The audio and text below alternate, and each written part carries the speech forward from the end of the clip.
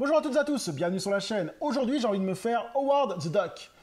Alors, Howard the Duck, c'est quoi pour moi? C'est Howard le Canard. C'est un film qui a bercé mon enfance. Je l'ai vu plusieurs fois quand j'étais petit, même adolescent. J'avais dû le revoir au niveau de... Je devais avoir 12-13 ans, ou même 10 ans, 8 ans. Enfin, c'est un film qui m'a vraiment marqué par la façon dont c'était fait, avec un canard qui arrive sur Terre, qui se bat contre un démon, contre un gros monstre et tout ça.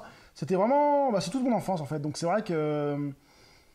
quand je l'ai trouvé en DVD, je sais qu'il est ressorti en Blu-ray, mais je l'avais trouvé déjà en DVD, donc je ne l'ai pas racheté encore en Blu-ray. Donc on va lire un peu de quoi ça parle.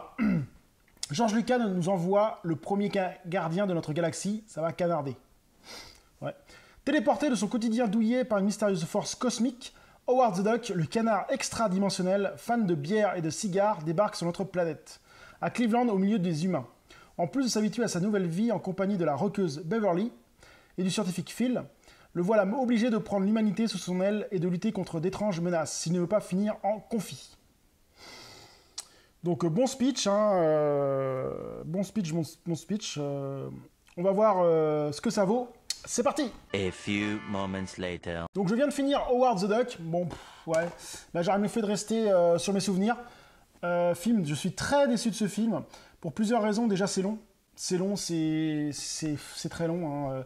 Il n'y a pas grand-chose. Le canard arrive dans notre monde. Enfin, il y a des choses qui sont incohérentes, qui sont très bien pour un enfant de 10 ans ou 12 ans qui ne se pose pas des questions, mais quand on vieillit, on se pose beaucoup plus de questions. Typiquement, le canard vit dans un monde qui est trop ressemblant au nôtre. Les mêmes choses que nous, sauf que c'est transposé sur un canard. Je trouvais ça assez bizarre. Si c'était un canard qui venait d'une autre dimension, il n'y aurait pas du tout la même chose que nous. Pas de voiture, pas de cigare, pas de bière, enfin rien du tout. Et voilà, et là, on se retrouve avec un canard qui presque dans un monde comme nous, et qui en plus parle notre langue, donc c'est un truc de fou quand même. Et c'est pas intéressant, ça a très mal vieilli. Il n'y a pas d'enjeu dans ce film, il y a un peu d'action, le méchant est ridicule. Non, franchement, il aurait mieux fait rester dans les souvenirs, ce film-là. Je suis vraiment déçu. C'est un mauvais film, ouais, c'est un mauvais film, faut être honnête, c'est un mauvais film. Même si la nostalgie me fait me dire quand même que c'est pas si mauvais que ça, mais non, si je prends mon côté objectif et pas nostalgique, c'est un mauvais film qui ne vaut pas le détour. Non, franchement, c'est un film qui a très mal vieilli, qui n'a plus aucun intérêt. Il n'a plus sa saveur que moi j'avais vécu dans les années 80-90. Je l'avais pas revu depuis 1990, un truc comme ça.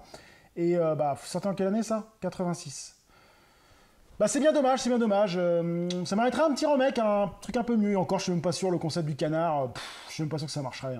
Non, Howard the Duck est à laisser sur l'étagère, et si vous ne l'avez pas revu, ne le revoyez pas. Restez dans vos souvenirs d'enfance, restez dans votre souvenir qui vous rappelle un bon film, et ne le revoyez jamais. C'est bien dommage. Des fois, ça vaut pas le coup de revoir les films, ça nous casse notre nostalgie. Sur ce, je vous dis à très bientôt sur la chaîne.